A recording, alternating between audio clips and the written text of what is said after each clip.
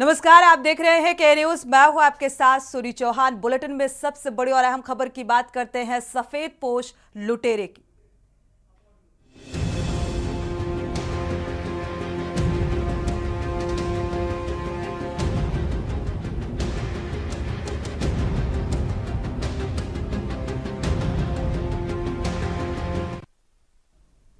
जी हां, लखनऊ के multi speciality Apollo hospital का कारनामा दरअसल सामने आया है और अब अस्पताल प्रशासन और डॉक्टर्स पर कई सवाल खड़े हो रहे हैं।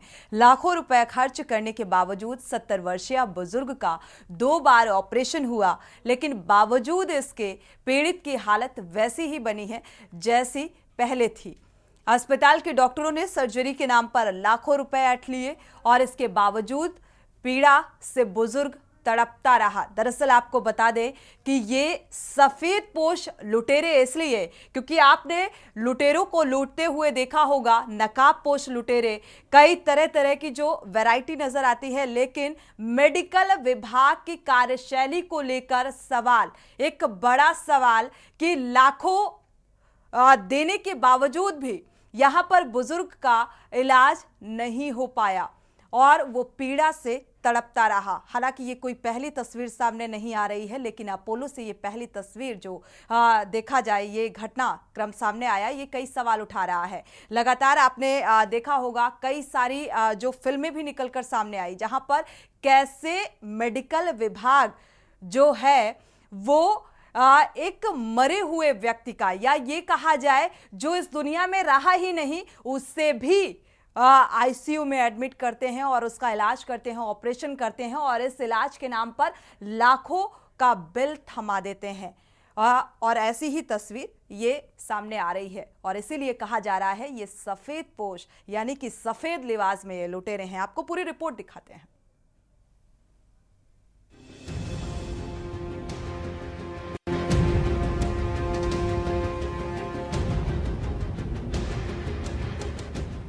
लखनऊ के आलमबाग इलाके में कई मंजिला इमारत में बना ये अपोलो मेडिक्स अस्पताल हर वो सुविधा देने का दावा करता है जो एक बेहतर से बेहतर अस्पताल देने की बात करता है, लेकिन यहाँ मौजूद डॉक्टर इस कहावत को बिल्कुल उल्टा साबित कर रहे हैं। पहले तो इलाज के नाम पर लाखों रुपए वसूल किए और जब हालत में सुधार नहीं हुआ तो दूसरे अस्पताल का रास्ता दिखाकर डॉक्टर कन्नी काटने में जुट गए। ऐसा हम नहीं बल्कि पीड़ित कह रहे हैं।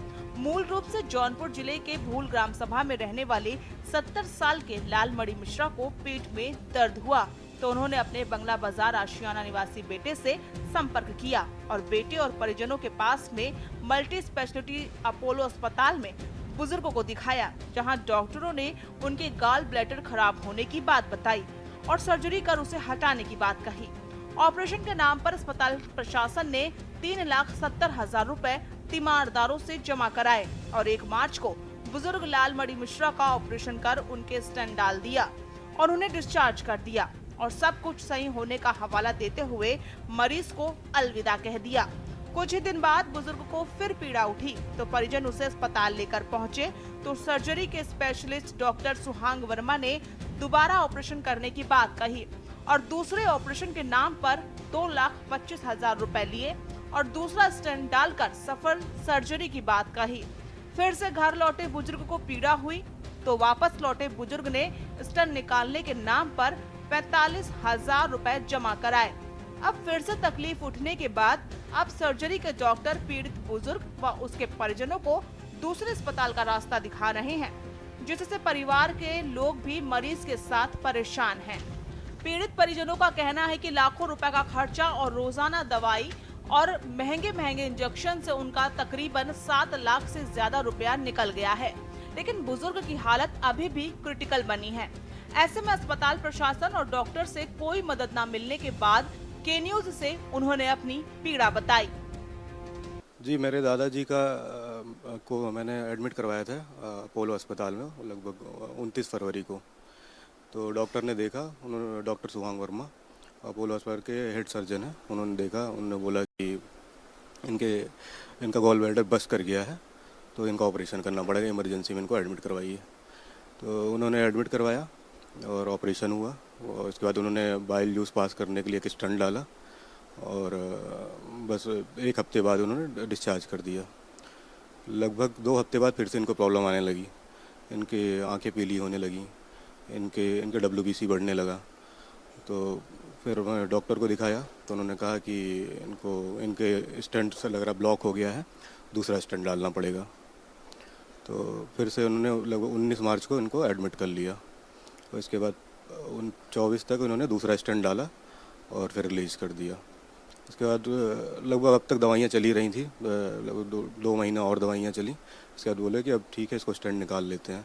निकालते समय इनको फिर से एडमिट करवाया तो एक स्टेंट तो निकाला, दूसरा जो पहली बार में डाला था वो अंदर जाके कहीं स्टक कर गया। अब वो स्टेंट को निकाल नहीं पा रहे हैं, उन्होंने PGI में रेफ़र कर दिया। उन्होंने बोला अगर वो डॉक्टर प्रवीर राय उन्हें देखते हैं तो ठीक है, नहीं तो फिर आगे देखेंगे क्या कर सकते हैं। लंबी इमारतों में बने आलीशान अस्पताल की तस्वीरों के पीछे का सच ये है कि आप भी सुनकर हैरान हो जाएंगे। कैसे लाखों रुपए वसूलने के बावजूद अपोलो अस्पताल मरीज और उनके तीमारदारों के साथ खिलवाड़ कर रहा है, इसका अंदाजा अमित की बात से लगाया जा सकता है। अमित की बातों को लेकर हम जब सुपर स्पेशलिटी अपोलो अस्पताल पहुंचे तो अस्पताल प्रशासन ने अपना पलड़ा झाड़ते हुए कुछ भी बोलने से इनकार कर दिया। लखनऊ में जाने माने अपोलो हॉस्पिटल में एक बार फिर से डॉक्टर की लापरवाही का कारनामा देखने को मिला है। 70 वर्षीय लालमणि मिश्रा ने अपोलो अस्पताल के अंदर एक सर्जरी कराई और उस सर्जरी का पैसा लेने के बावजूद भी वो मरीज सही नहीं हुआ, लिहाजा अस्पताल के प्रशासन की तरफ से इस पर कोई जवाब नहीं दिया गया। जब हम इस अस्पताल में अपना पक्ष जानने के लिए पहुंचे, इस वक्त हम खड़े हुए हैं लखनऊ के आलमबाग स्थित अपोलो मेडिकल कॉलेज में और आप देख सकते हैं किसी भी तरीके की प्रतिक्रिया इस अस्पताल की तरफ से नहीं मिली है। अस्पताल के प्रशासनिक अधिकारी अभिषेक सिंह का कहना है कि मरीज उनके संपर्क में है, लिहाजा जिस सर्जन ने उनका इलाज किया है, उनकी सर्जरी की है, वो किसी भी तरीके से सेटिस्फाई हैं और किसी भी तरीके की कोई गलती नहीं हुई है, यह अस्पताल प्रशासन का कहना है। लेकिन मरीज का और मरीज के तीमारदारों का कहना है कि ना सिर्फ एक ऑपरेशन बल्कि 2 ऑपरेशन होने के बावजूद भी उसके पेट से स्टंट नहीं निकाला गया, जिसके बाद उसकी तबीयत लगातार खराब होती चली गई। तकरीबन 7.5 लाख से ज़्यादा रुपए लग चुका है, लेकिन अभी भी उसे इलाज के नाम पर बेहतर व्यवस्था नहीं मिली है। सुपर स्पेशलिटी हॉस्पिटल माना जाता है अपोलो मेडिकल सेंटर, लेकिन उसके बावजूद भी उन्हें यहाँ से सरकारी अस्पताल का रास्ता दिखाया गया और वहाँ पर इलाज कराने की बात कही गई है। अब पीड़ित पक्ष लगातार यही कह रहा है कि इतना पैसा बर्बाद करने के बावजूद भी अपोलो प्रशासन की तरफ से कोई भी जिम्मेदार ठिकरा लेने को तैयार नहीं है। ऐसे में उनकी शिकायत है कि लाखों रुपए खर्च होने के बावजूद भी अभी इनकी हालत तस के मस बनी हुई है और उनकी सेहत में कोई सुधार नहीं हुआ है। लिहाजा डॉक्टर के ऊपर आरोप लगाते हुए उन्होंने इस बात की शिकायत अस्पताल प्रशासन ने भी की है, लेकिन अस्पताल प्रशासन की तरफ से कोई भी इस बात को बोलने को तैयार नहीं कि आखिरकार गलती कहां से हुई। जाहिर है ऐसे में अस्पताल के डॉक्टर और प्रशासन अफसर भी मीडिया के सामने कुछ भी बोलने से इनकार कर रहे हैं। फिलहाल पीड़ित बुजुर्ग लालमणि मिश्रा और उसका परिवार अपोलो अस्पताल के कारनामे के आगे परेशान है और मदद की गुहार लगा रहे हैं। लखनऊ से के न्यूज इंडिया के लिए शिवा शर्मा की report.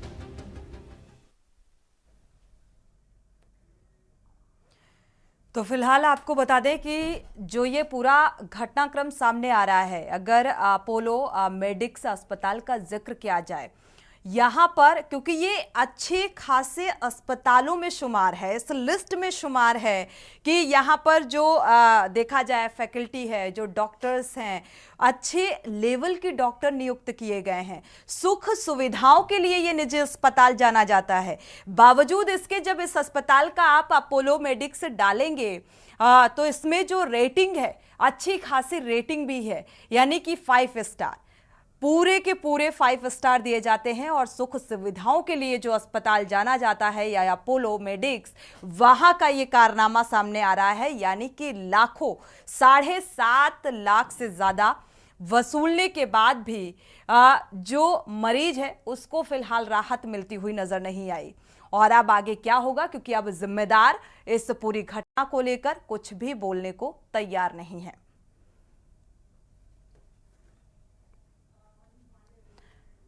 Resident editor Manish Pandey इसी खबर पर जुड़े हुए हैं। मनीष पांडे, अगर देखा जाए अपोलो मेडिक्स जो निजी अस्पताल है ये सुख सुविधाओं के लिए जाना जाता है, और जो ये पूरा वाकया सामने आ रहा है जो एक बड़ी लापरवाही को भी दर्शाता है, और अब जिम्मेदार कुछ बोलने को इसमें तैयार नहीं है।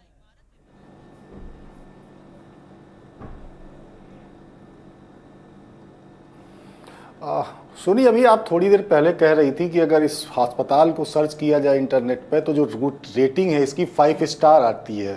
तो आप अंदाज़ा लगाइए कि जब अस्पताल की रेटिंग 5 स्टार वाली होगी तो वहाँ सर्विसेज क्या मिलेंगी।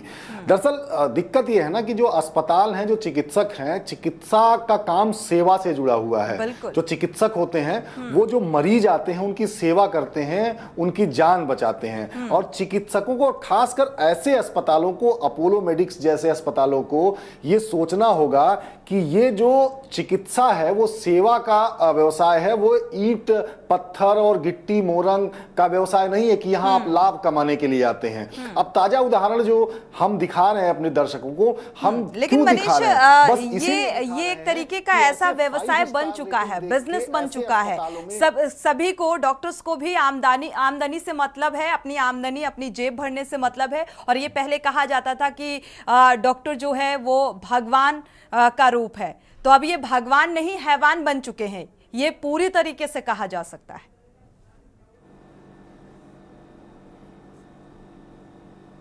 बिल्कुल बिल्कुल, देखिए सोनी, ये घटना यही बताती है, मैंने कहा ना कि ये ईंट और पत्थर का व्यवसाय नहीं है। चिकित्सा का काम, चिकित्सा में लोग सेवा के लिए जुड़ते हैं। जो डॉक्टर्स होते हैं, मरीज उनके पास जाता है, भगवान का दर्जा देता है, इसलिए जाता है कि वो अगर जाएगा तो उसकी जो बीमारी होगी वो ठीक होगी। अब आप देखिए, एक छोटी सी समस्या, 2 बार एक बुजुर्ग व्यक्ति को ऑपरेशन झेलना पड़ा, और अभी तक समस्या जस की तस बनी हुई है। 7.5-8 लाख रुपए आपने ले लिए, अब कह रहे हैं आप पीजीआई में चले जाइए, पीजीआई में दिखाइए, पीजीआई के डॉक्टर को दिखाइए। तो भाई आप पहले दिन ही आपने क्यों नहीं बता दिया भाई कि ये बीमारी मेरे बस की नहीं है? बिल्कुल, आप सीधे पीजीआई जाइए। तो आज जब केस खराब हो गया, जो दर्द और जो पीड़ा वो बुजुर्ग झेल रहे हैं, उनका परिवार झेल रहा है, वो पीड़ा और वो दर्द अस्पताल के, चाहे वो जो अभिषेक सिंह, अभी हमारे संवाददाता बता रहे थे, अभिषेक आए थे एडमिनिस्ट्रेशन वाले, वो पीड़ा, वो दर्द वो तो नहीं झेल रहे हैं। या वो डॉक्टर जो है, जो डॉक्टर साहब ने, जिन्होंने ऑपरेशन किया, जिन्होंने सर्जरी की,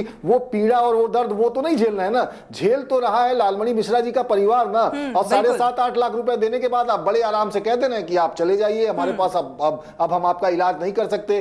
तो सब, हालांकि मैं बताऊं आपको कि जब से हमने ये खबर उठाई है तब से लगातार जो अपोलो प्रशासन है, अपोलो के लोग हैं, उन लोगों का कहना भी है कि नहीं, कल तक बुलाया था उन्होंने, आज हम खुद मरीज को बुला रहे हैं। लेकिन सवाल यही उठता है कि क्या ऐसे अस्पतालों को खुली छूट दे रखी जानी ठीक है? क्या सरकार को ऐसा कोई नियम नहीं बनाना चाहिए आजादी के इतने दशकों बाद कि ये जो 5 स्टार रेटिंग वाले अस्पताल हैं उनके ऊपर कोई लगाम लग सके? और मुझे आपको याद दिला दूं कि अभी आप 1 महीने पहले ही आपने देखा होगा कि उत्तर प्रदेश के जो पंचायती राज मंत्री थे, पंचायती राज मंत्री ओम प्रकाश राजभर, उन्होंने आरोप लगाया था किस अस्पताल पर? लखनऊ के मेदांता हॉस्पिटल पर, कि उनकी माता जी को उस अस्पताल में एडमिट किया गया और 4 दिन में 4 लाख रुपए ले लिए, और 5वें दिन वो दूसरे अस्पताल में ले गए, वहां उनके माता का निधन हो गया। तो सवाल यही है कि आखिर ये चीजें लोगों को कब तक झेलनी पड़ेगी भाई? क्योंकि शिक्षा और स्वास्थ्य तो इंसान की मूलभूत आवश्यकताएं हैं।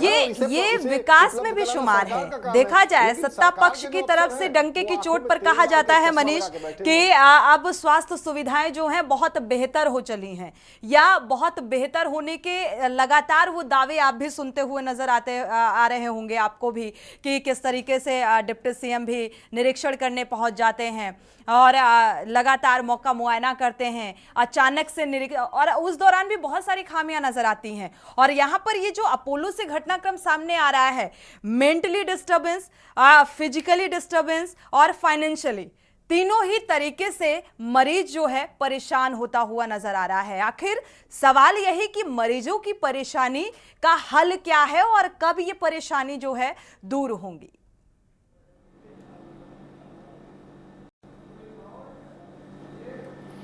सुनिए, देखिए, इसके लिए सबसे पहले मैंने बताया ना कि शिक्षा और स्वास्थ्य तो मूलभूत आवश्यकताओं में है ना। शिक्षा और स्वास्थ्य देना तो सरकार का काम है ना।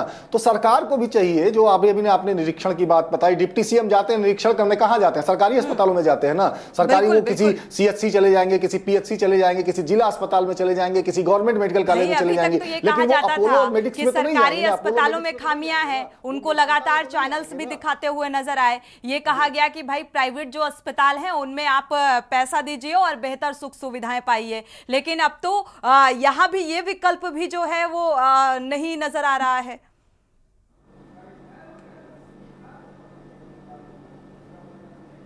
देखिए, अस्पताल, पहली बात तो सुख, देखिए, सुख सुविधाओं के लिए तो किसी सुख और सुविधा के लिए अस्पताल में तो कोई जाता नहीं है। जाता तो इलाज कराने वाला ही है ना भाई। जो निम्न वर्ग के लोग होते हैं या जो मध्यम वर्ग के लोग होते हैं वो सरकारी अस्पतालों में धक्के खाते हैं, लेकिन जिनके पास थोड़ा बहुत पैसा होता है वो चाहते हैं कि ऐसे किसी अस्पताल में चले जाएं जहां पर उन्हें कोई असुविधा ना हो।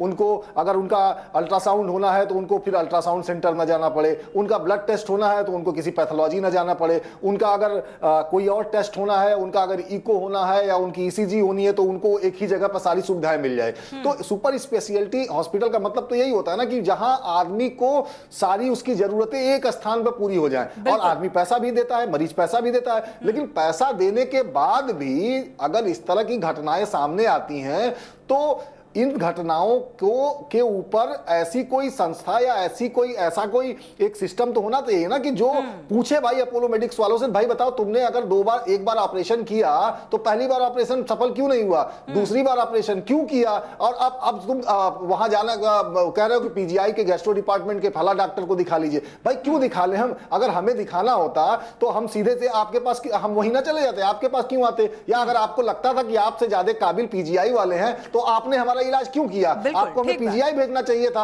हम वहां धक्के खा के जुगाड़ लगा के अगर 7.5-8 लाख रुपया आपके अस्पताल में आके खर्च कर रहे हैं तो वहां जाके हम अपना इलाज कराएंगे ना भाई। तो समस्या देखिए सोनी यही है, समस्या ये है कि हम और आप बैठ के चर्चा कर रहे हैं लेकिन इन बातों पर चर्चा करने की कोई सोचता भी नहीं है। जो ऐसे अस्पताल होते हैं उन अस्पतालों को सरकार का, प्रशासन का, प्रभावशाली लोगों का एक खुला संरक्षण प्राप्त होता है और जब भी कोई आवाज उठाता है तो उसकी आवाज दबा दी जाती है। और सबसे बड़ा दुर्भाग्य है कि ऐसे अस्पतालों के खिलाफ, चलिए मनीष, वरिष्ठ पत्रकार भी जुड़ चुके हैं, परवेज अहमद जी, उनका भी रुख करेंगे और साथ ही मनीष आगे ये भी जानेंगे कि इस पूरे घटनाक्रम को देखते हुए क्या अपोलो के किसी जिम्मेदार की कोई प्रतिक्रिया, एक उचित प्रतिक्रिया निकलकर सामने आई? क्या जिम्मेदारी लेने को कोई तैयार है कि हाँ ये गलती हुई, ये डॉक्टर को जिम्मेदार ठहराया जाए या अस्पताल प्रबंधन का जो ओनर है उसे जिम्मेदार ठहराया जाए? और हमारे साथ परवेज जुड़ चुके हैं। मनीष वापस लौटेंगे तो इस बात का जवाब लेंगे। परवेज अहमद का रुख कर लेते हैं। परवेज अहमद जी, ये जो अपोलो मेडिक्स का पूरा घटनाक्रम सामने आ रहा है, 70 वर्षीय बुजुर्ग जिनका 2 बार ऑपरेशन होता है, करीब 7 लाख से ज्यादा जो मनी है वो इन्वेस्ट कर चुका होता है इनका परिवार, लेकिन अभी तक राहत मिलती हुई नजर नहीं आ रही है। अब पीजीआई ट्रांसफर कर दिया गया है और इस पूरे घटनाक्रम को लेकर क्या कहेंगे?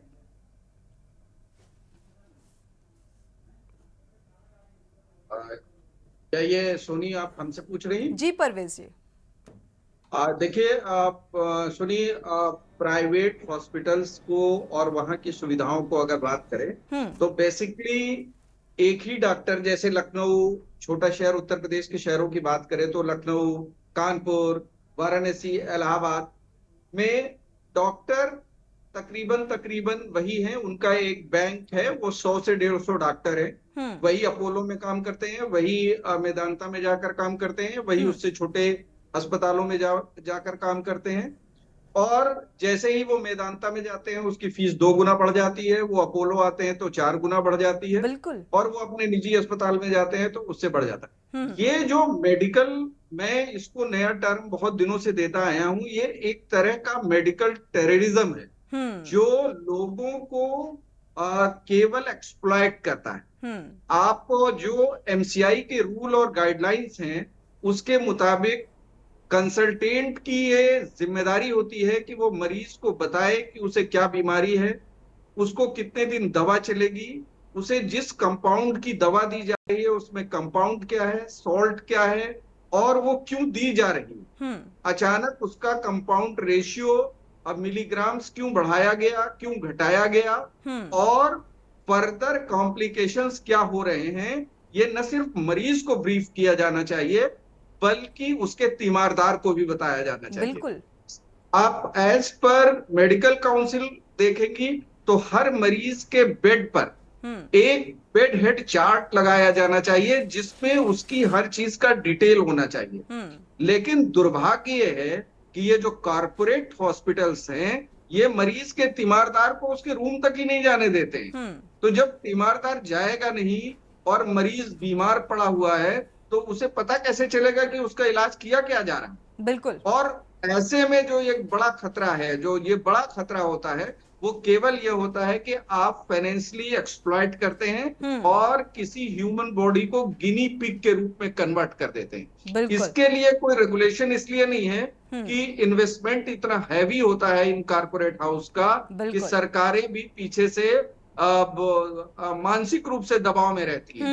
आप अभी थोड़ी देर पहले जब मैं सुन रहा था आपको तो आप मिनिस्टर्स की बात कर रही थी, वो किसी भी सरकार के मिनिस्टर्स हो, आपने कभी नहीं देखा होगा कि वो मिनिस्टर सरकारी अस्पताल से बाहर जाकर इन कारपोरेट अस्पतालों में कभी छापे मारते हो या चेक करते हो।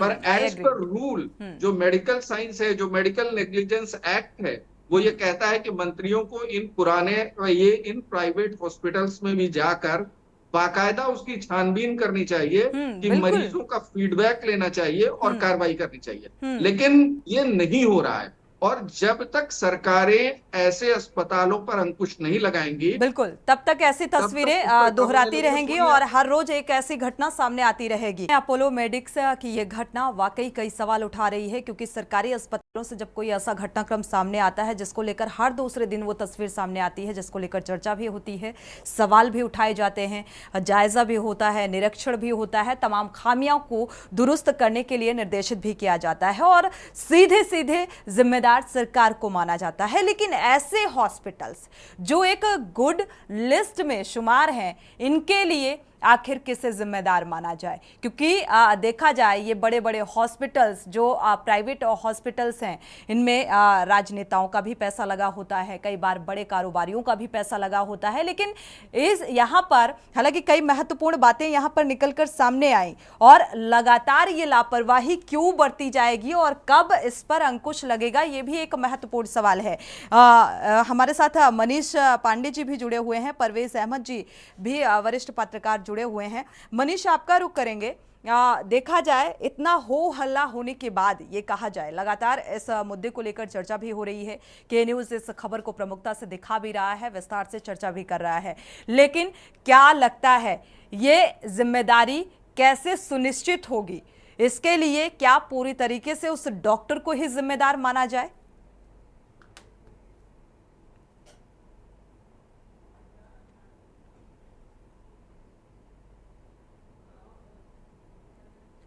मनीष, आपकी आवाज नहीं मिल पा रही है।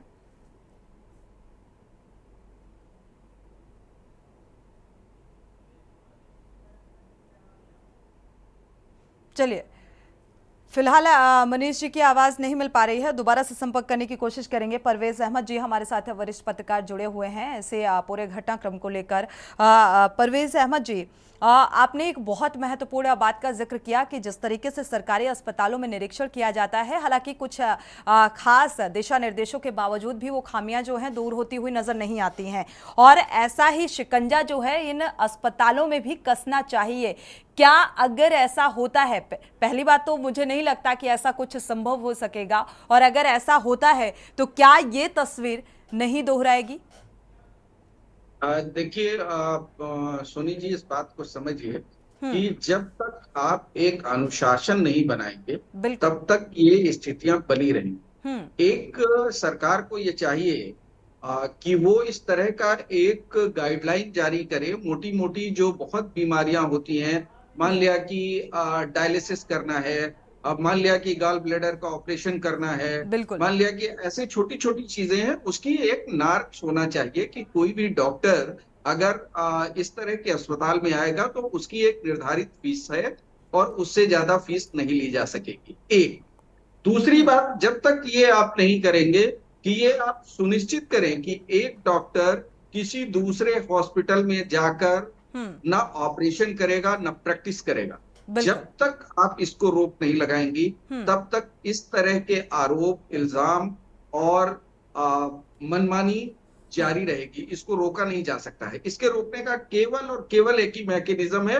कि जो डॉक्टर अपोलो जा रहा है वो किसी दूसरे हॉस्पिटल में ना जा पाए। एक बार मैं आपको ध्यान दिला दूं कि जब उत्तर प्रदेश में कल्याण सिंह की सरकार थी जी, तब एक बार एक रेगुलेशन जारी हुआ था कि कोई भी डॉक्टर, जैसे सरकारी डॉक्टर है, वो प्राइवेट में जाकर ऑपरेशन नहीं करेगा। थोड़े दिनों तक डॉक्टरों ने बहुत शोर शराबा मचाया, लेकिन उसका असर ये हुआ कि डॉक्टर केजीएमसी में, लोहिया में, ये बलरामपुर हॉस्पिटल में लगातार बैठने लगे थे और इस बात के लिए डरने भी लगे थे कि अगर प्राइवेट अस्पताल में जाकर उन्होंने कोई ऑपरेशन किया और केस किसी भी तरीके से खराब हुआ तो उनके ऊपर कार्रवाई कर दी जाएगी। लेकिन पिछली सरकार में एक ऐसा बिल लाकर पास कर दिया, कोई बवाल करता है, किसी तरह का अपने पेशेंट के साथ हुए भेदभाव का कोई बवाल करता है तो उल्टे मरीज पर कार्रवाई हो जाएगी, मरीज जुर्माना लगा दिया गया, परिवार के खिलाफ मुकदमा लिख दिया जाएगा। मेडिकल डॉक्टर प्रोटेक्शन का जो बिल पास कर दिया गया है वो बहुत खतरनाक है। उससे मरीजों को बल्कि उसकी जिम्मेदारी से क्या कहते हैं, उसके ऊपर उल्टा जिम्मेदारी थोप दी गई है कि अगर उसके ऊपर कोई मेडिकल नेग्लिजेंस होता है अभद्रता नहीं कर सकते, उसी पर कार्रवाई हो जाएगी, बजाय इसके कि वो अगर कोई कार्रवाई कराना चाहे तो डॉक्टर पर कार्रवाई हो। ये इस प्रोटेक्शन बिल के बाद मेडिकल करप्शन में बहुत तेजी से इजाफा हुआ है। मेरा अपना मानना है कि जब तक गवर्नमेंट इसको मॉनिटर नहीं करेगी, इन 3-4 चीजों को, तब तक मेडिकल नेग्लिजेंस खत्म होना बहुत मुश्किल काम है। बिल्कुल परवेज जी, एक और महत्वपूर्ण बात यहाँ पर निकलकर सामने आती है। देखा जाए अगर परवेज जी कि पिछले काफी अगर फ्लैशबैक में जाएं या पहले के जो डॉक्टर्स होते थे या उनकी जो ट्रेनिंग होती थी वो इसी आधार पर होती थी कि ये एक प्रोफेशन के साथ साथ एक जिम्मेदारी भी है कि मरीज को उसकी कंडीशन को समझते हुए उस जिम्मेदारी को ईमानदारी से निभाना। लेकिन अब शायद वो एक इनकम की आपाधापी में खो गई है। इसको समझिए कि समाज में जो गिरावट आई है वो हर पेशे में गिरावट आई है।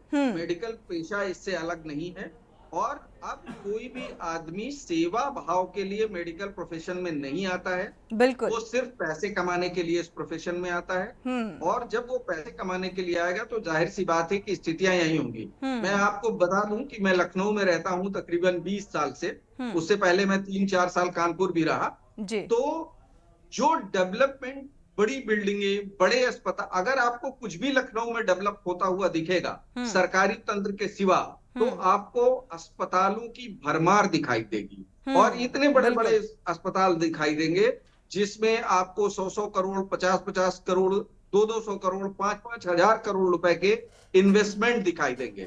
ये डॉक्टरों के पास इतना पैसा कहां से आ गया? जो 10 साल पहले तक केजीएमसी में असिस्टेंट प्रोफेसर था, पीजीआई में जो एसोसिएट प्रोफेसर था, अचानक वो भूमाफिया कैसे बन गया? जब तक इन सब चीजों की मॉनिटरिंग नहीं होगी तब तक मेडिकल प्रोफेशन को सुधारा जाना मुझे तो लगता है कि बहुत मुश्किल काम है। और इसीलिए मैं तो बार बार लोगों से अपील करता हूं सोशल मीडिया प्लेटफॉर्म पर भी कि एक नया टर्म चलाएं। आतंकवादी तो एक बार विस्फोट करके 100-200 लोगों को मारते हैं, ये तो 100-200 लोगों के साथ, जीवन के साथ खिलवाड़ करते हैं, ह्यूमन बॉडी को गिनी पिग बनाकर काम करते हैं। जब तक इस पर अंकुश नहीं लगेगा तब तक बहुत मुश्किल दिखाई देता है। सोनी, बिल्कुल, ये बहुत महत्वपूर्ण बात का आपने जिक्र किया है। वाकई इसमें अंकुश लगना बेहद जरूरी हो जाता है। मनीष, आपको आवाज मिल पा रही है?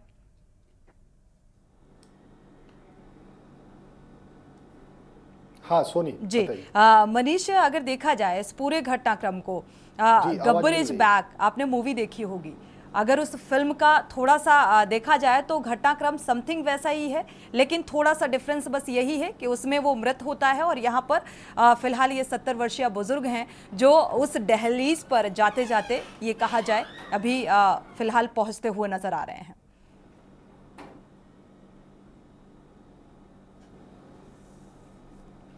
सोनी, गब्बर सिंह जो फिल्म देखी थी ना, अपनी फिल्म का जो आपने जिक्र किया ना, वो फिल्मों की जो कहानियां होती है वो कहीं और से थोड़े आती हैं। अभी 2 महीने पहले आप उठा 3-4 महीने पहले देख लीजिए, जनवरी या फरवरी में मुझे लगता है, गोरखपुर में एक हॉस्पिटल था।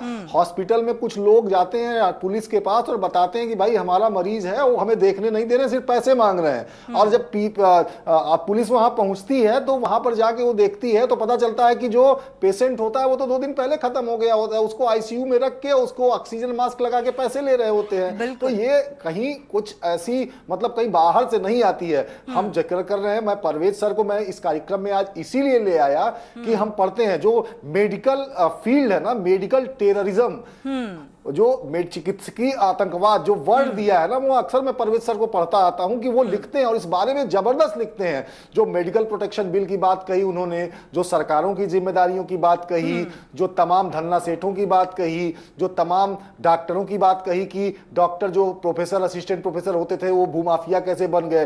तो कहीं ना कहीं इन सब चीजों के जिम्मेदार हम, आप और सिस्टम ही है। मैंने कहा ना कि ऐसी खबरें मीडिया में आपको किसी न्यूज चैनल पे, किसी टीवी चैनल पे, किसी अखबार में नहीं दिखेंगी। दिखेंगी वहीं जहां छोटी मोटी आएंगी और उसको शाम तक मैनेज कर लिया जाएगा। तो जाहिर तौर पर इन बातों पर चर्चा करनी होगी, इन विषयों को उठाना होगा, इसे मुद्दा बनाना होगा।